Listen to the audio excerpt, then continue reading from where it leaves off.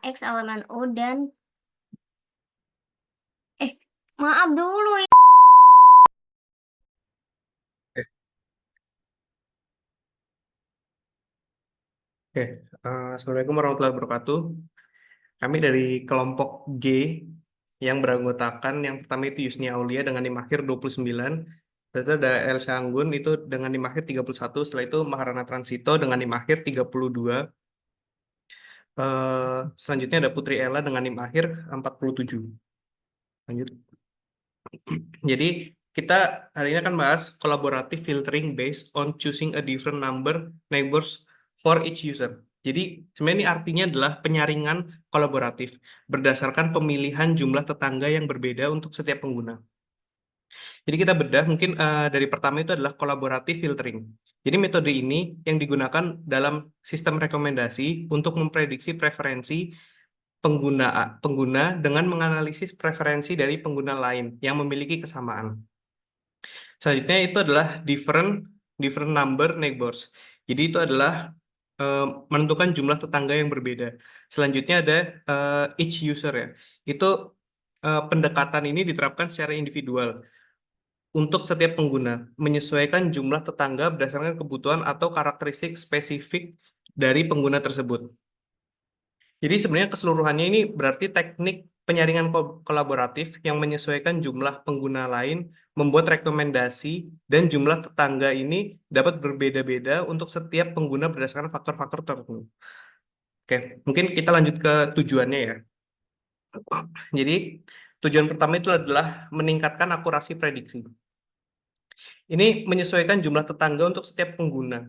Sistem dapat memberikan prediksi yang lebih akurat mengoptimalkan keandalan rekomendasi. Terus selanjutnya adalah mengoptimalkan penggunaan data. Ini adalah penyesuaian jumlah jumlah user ya, jumlah tetangga itu menghindari overfitting dan underfitting gitu. Memastikan penggunaan data yang optimal untuk masing-masing user gitu, pengguna. Setelah itu adalah mengurangi kompleksitas komputasi. Itu eh, lebih ke komputasi yang lebih efisien ya. Dengan memilih jumlah tetangga yang tepat, sistem dapat mengurangi beban komputasi tanpa mengorbankan kualitas rekomendasi. Selanjutnya adalah menyesuaikan dengan variabilitas data. Itu sistem itu bisa menjadi lebih adaptif terhadap perbedaan pola perilaku dan preferensi pengguna, memberikan rekomendasi yang lebih relevan. Setelah adalah meningkatkan pengalaman pengguna. Dengan rekomendasi yang lebih akurat dan relevan, pengalaman pengguna akan menjadi lebih memuaskan dan meningkatkan keterlibatan dan loyalitas. Selanjutnya adalah fleksibilitas dan adaptabilitas.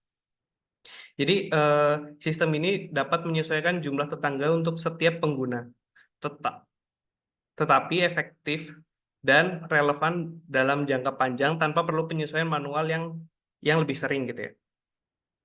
Jadi contoh pengimplementasiannya tentang metode atau ini gitu ya, itu adalah eh, bisa bisa dari Instagram, Spotify ataupun YouTube. Jadi contohnya dari Spotify itu ya. Semisal pengguna itu dengan sedikit riwayat mendengarkannya itu bisa lebih banyak user yang apa ya yang berkesinambungan gitu, lebih banyak tetangganya gitu. Untuk memperbaiki rekomendasi awal mereka gitu. Sementara pengguna dengan riwayat yang lebih rinci itu memerlukan lebih sedikit tetangga ataupun lebih sedikit user atau lagu-lagu gitu untuk rekomendasi yang akurat. Jadi sesuai dengan genre-genre yang dia mau saja gitu. Oke, lanjut ke kelemahan metode tradisional. Yang pertama itu adalah jarangnya jarangnya data tersedia gitu. Jadi eh, ini biasanya sensitif terhadap data sparsity ya. Collaborative filtering ini cenderung mengalami masalah ketika data yang tersedia jarang atau tidak lengkap. Hal ini membuat sulit untuk memberikan rekomendasi yang akurat karena keterbatasan informasi yang relevan. Selanjutnya adalah cold start problem. Jadi apa sih cold start problem itu? Itu sebenarnya kalau pengguna baru itu rekomendasi-rekomendasinya kan rendah ya karena data-datanya kan dikit. Ini metode ini menghadapi tantangan dalam memberikan rekomendasi untuk pengguna baru atau item baru yang belum memiliki cukup data untuk dijadikan rekomendasi sehingga sulit untuk memprediksi preferensi atau pola perilaku mereka. Oke, next.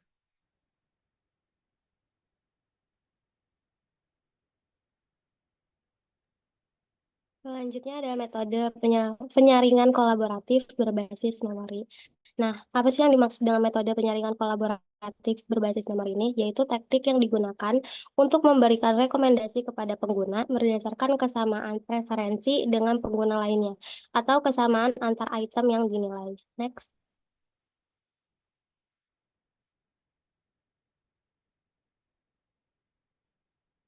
Untuk menggunakan metode ini terdapat 3 langkah, yaitu yang pertama, menghitung kesamaan antar pengguna, yang kedua, memilih tetangga, lalu yang ketiga, memprediksi penilaian. Next. Untuk langkah pertama, menghitung kesamaan antar pengguna ini terdapat beberapa metode, yaitu yang pertama ada metode MSD atau Mean Square Difference, yang dimana metode ini adalah menghitung perbedaan rata-rata kuadrat antara penilaian pengguna, yang nantinya nilai perbedaan yang semakin kecil itulah yang semakin mirip antar pengguna. Next.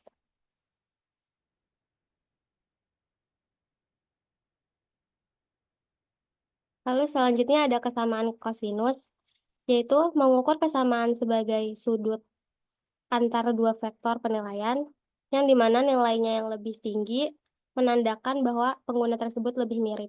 Next.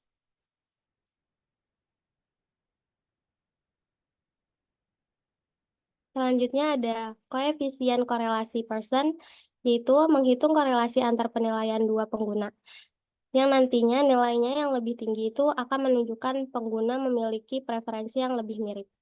Next.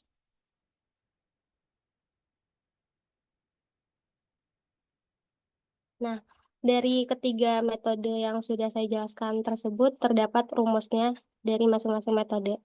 Dapat dilihat di gambar berikut. Next.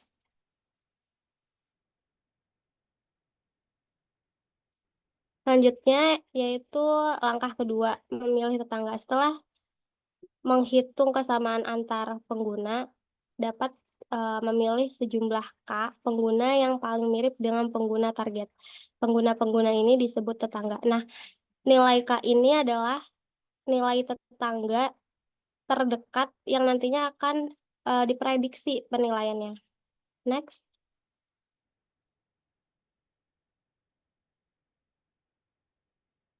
Langkah terakhir yaitu memprediksi penilaian.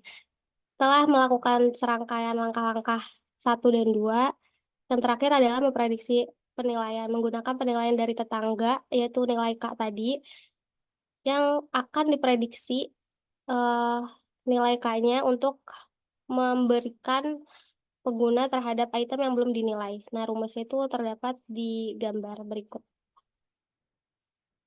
Next.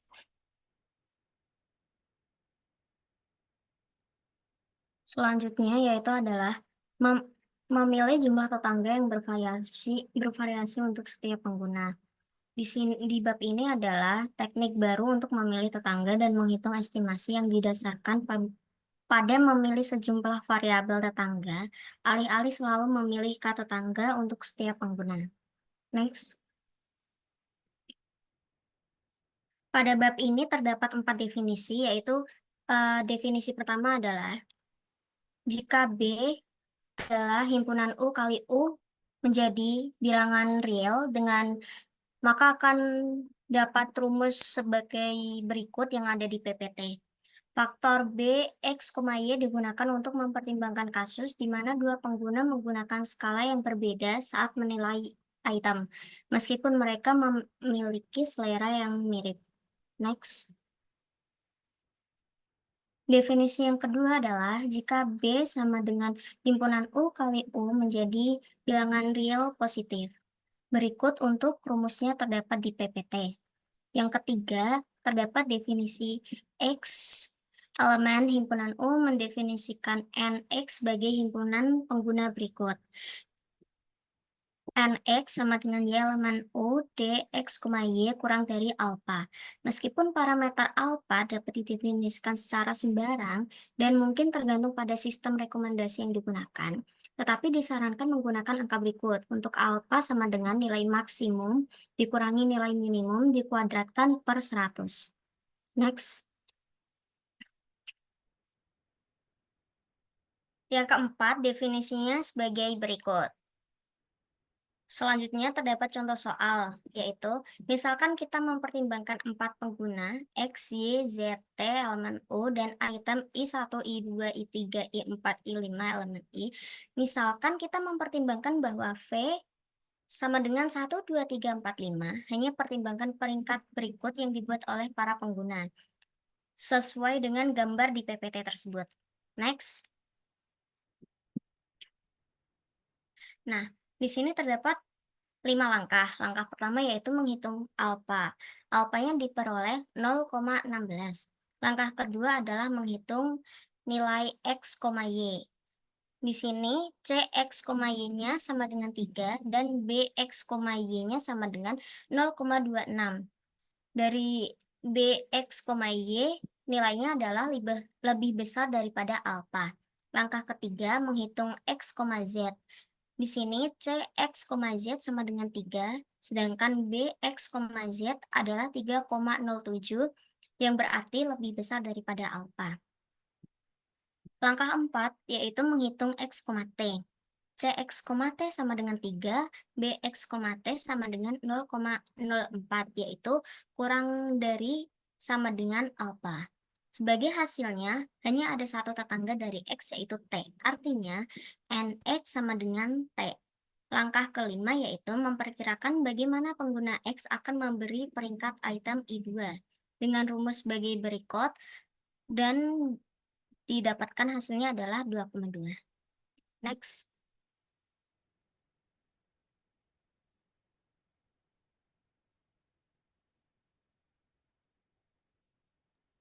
Oke, baik.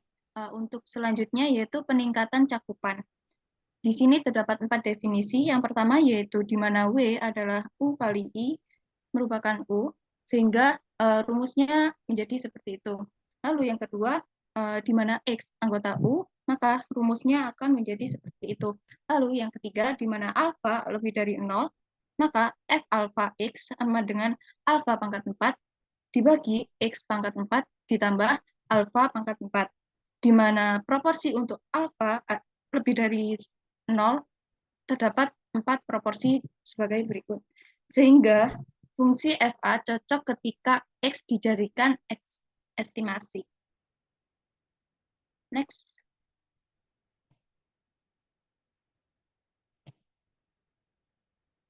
Lalu pada definisi yang keempat, di mana V bintang adalah U kali U, di mana R atau bilangan real gabungan dot such that semua X anggota U and semua anggota I adalah anggota I.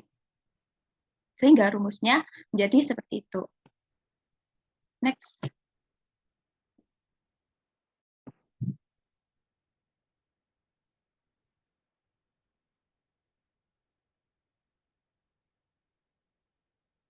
Lalu berikutnya yaitu evaluasi teknik.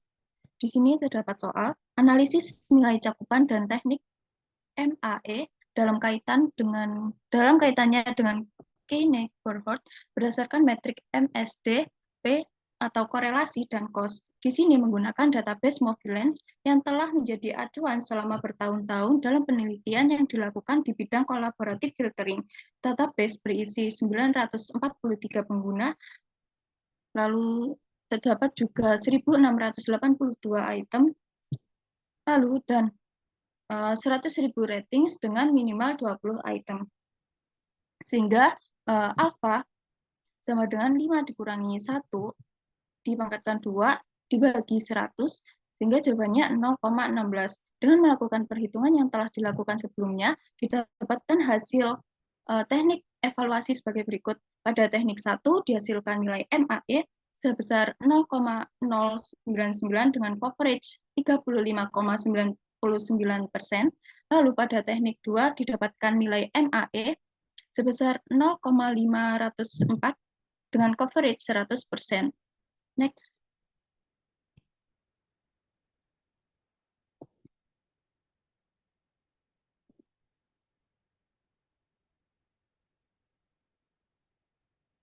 Sehingga grafiknya akan seperti ini. Dapat dijelaskan bahwa meskipun MSD memberikan hasil terbaik dibandingkan MAE, tingkat cakupannya tetap sangat rendah sampai nilai K tinggi. Sebaliknya, ukuran kesamaan P atau korelasi mempertahankan tingkat cakupan dan MAE yang baik. Selain itu, teknik ini memberikan keuntungan karena tidak perlu mencari nilai untuk parameter apapun, tidak seperti algoritma klasik yang hasilnya sangat bergantung pada parameter K. Next.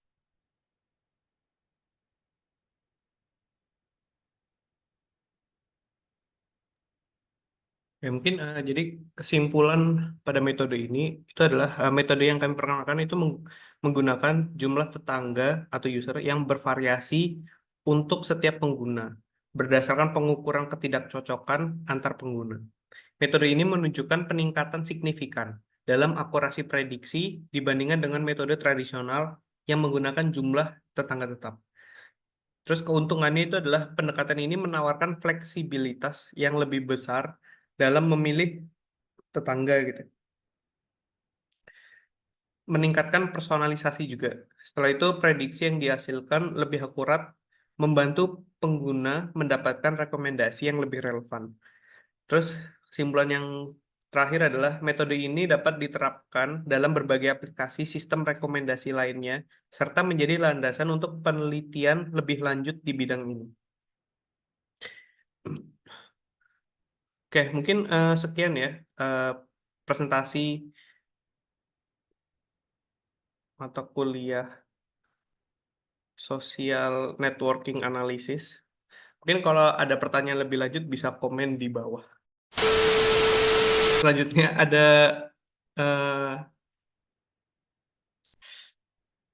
ada